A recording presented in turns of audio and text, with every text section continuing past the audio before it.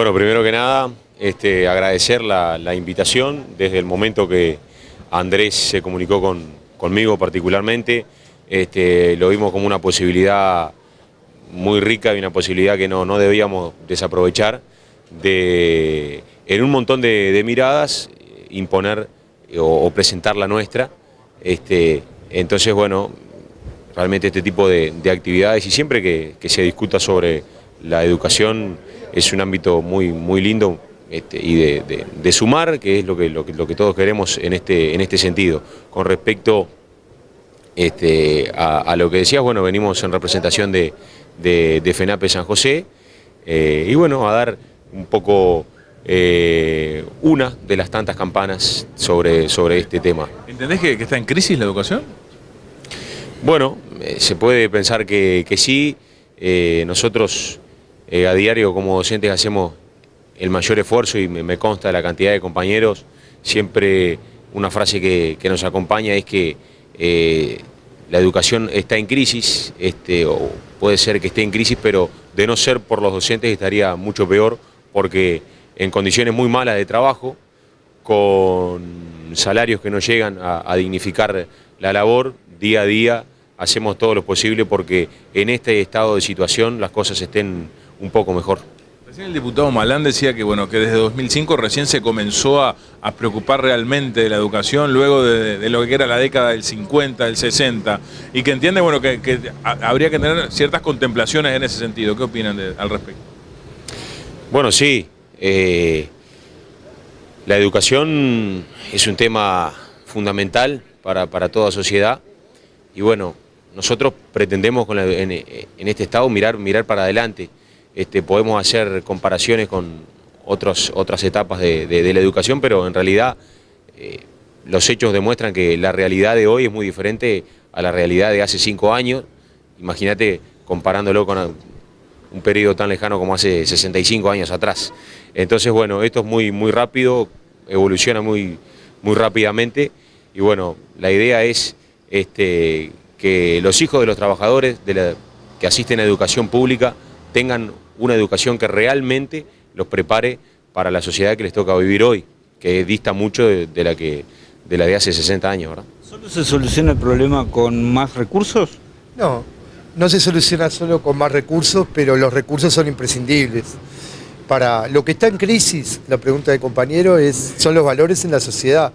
Lo que está en crisis es cuando se potencia la educación privada sobre la pública en discursos. Lo que está en crisis es que hay otros valores, como es el dinero fácil, que son mucho más apetecibles para parte de la población que la educación, que es transmisora de valores. Nosotros lo que reivindicamos es la educación como formadora de ciudadanos, y eso está en crisis. Y además hay una gran campaña de la educación privada, a través de los grandes medios de comunicación, de desprestigio permanente de la educación pública, que para nosotros sigue siendo la mejor educación que hay en Uruguay, es la educación pública, porque ningún privado va, por ejemplo, a dar cárceles a lugares, como se dice ahora, de contexto crítico, donde hay dificultades, donde hay niños que vienen con falta de recursos, por ejemplo, de comida, de alimentación, de vestimenta. Nosotros damos clase, por ejemplo, yo hoy estoy dando clase en penal de libertad, damos clase en condiciones que ningún colegio privado lo haría. Y además forma seres humanos donde ven las diferentes realidades, y esa educación nosotros la reivindicamos. Obviamente que los recursos, contestándote a ti, son imprescindibles. Como decía el compañero, si los salarios nuestros no superan los 18.000 pesos las 20 horas, es imposible, la gente está optando por otros caminos. ¿De qué forma desprestigia la educación privada a la educación pública? Y la forma que en los medios todos los días, por ejemplo, los grandes diarios, El Observador, El País, sacan datos descontextualizados que son falsos. Detrás de esto hay un lobby a favor de la educación privada, que para nosotros es claro, porque nunca se sacan datos de cuestiones que pasan en la educación privada. Y se habla como que hay docentes diferentes, y en realidad los docentes somos los mismos. Nosotros queremos buen salario, pero formación permanente. Queremos que se nos exija, pero se nos den cursos. Y sobre todo los profesores que trabajamos en el interior, no tenemos ningún posgrado. Nosotros dos somos formados en los centros de formación docente, pero después que terminamos la carrera, nosotros tenemos que costearnos. Y si tú pagas un curso, luego no se te justifica la falta. Es decir, el tema es complejo. pero no hay real voluntad de mejorar la educación pública desde nuestro punto de vista, de nadie el sistema político. Hoy en día hay un debate permanente, ¿no? Recién también un diputado decía que se ha politizado mucho el tema y que no es bueno que se politice tanto un tema como la educación. ¿Qué opinan sobre eso? Y bueno, pero el tema es definir lo que es política. Política en el sentido de lo público está bien, lo que está mal es la política partidaria. Pero cuando se hacen acuerdos multipartidarios, como por ejemplo el 2010 que nosotros rechazamos, sin tener en cuenta la participación de los docentes y de los no docentes, a nosotros nos parece mal, nos parece que no conduce a buen puerto. Se nos da tanto palo, pero ninguna reforma es posible sin el aval docente. Nosotros no estamos para trancar la rueda, pero sí para defender a los estudiantes en primer lugar y a los trabajadores en segundo término. El primer Congreso Nacional de la Educación que frenó los planteos de ustedes de autonomía y cogobierno, minaron la confianza en el gobierno y después ya no hubo marcha atrás.